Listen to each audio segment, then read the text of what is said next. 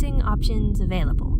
Can I help you? Yeah, I want this, but I'm not totally clear on the difference between leasing and financing a spaceship. Well, it's just like leasing or financing a new car, except this car happens to reach 50,000 miles per hour and can navigate in outer space. But other than that, it's exactly the same. Right.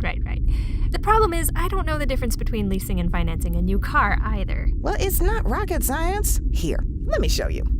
Leasing a car is like agreeing to rent it for a fixed term of 3 to 5 years. You pay a deposit, you make monthly payments, and at the end of the term, you return the car and can start the process over again with a new car. Financing a car means buying it with the help of an auto loan. You pay a deposit, you make monthly payments, and once the loan is paid back, you own the car. In general, leasing payments are lower than financing payments. Whoa. Leasing means I get a brand new spaceship every few years and payments are lower? Sign me up. Ha, not so fast, Space Cadet. You need to understand that your monthly payments are designed differently depending on whether you're leasing or financing. When you're buying a vehicle, your monthly payment goes to repaying your lender plus interest. Once the loan is paid back, your payments stop and you own the vehicle. Unlike leasing, where your leaser owns the car and you continue to pay monthly the entire time you're leasing. So, if I lease a vehicle, what exactly am I paying for if I don't get to own it? Good question. You're not paying for the entire car when you lease. You're paying for the value you use up during the time you're driving it. So, if you're leasing a vehicle that costs $21,000 new, and the leaser estimates that it'll be worth $10,000 at the end of your lease term, your payment will be calculated from that difference, plus some interest to sweeten the deal for the leaser. So that's how lease payments are always able to look so good. Right.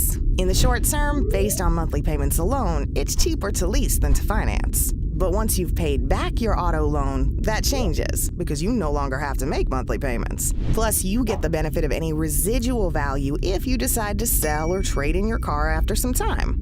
Of course, there are other factors that can influence the value over time. When you own a car, you assume responsibility for major repairs down the road, whereas leased cars are well covered by a warranty.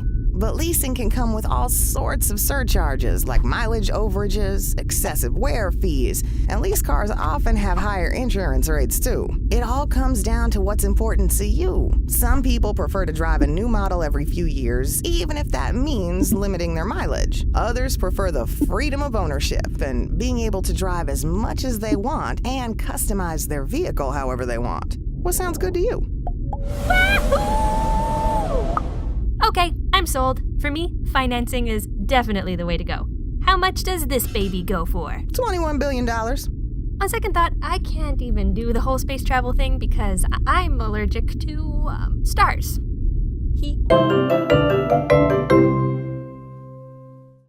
Okay, well, how much does this spacesuit go for? $25 million. Just the helmet. $6 million. This random tube thing. $1.5 million. Is there anything in here that's in my price range at all? We have freeze-dried ice cream in the gift shop. Sold!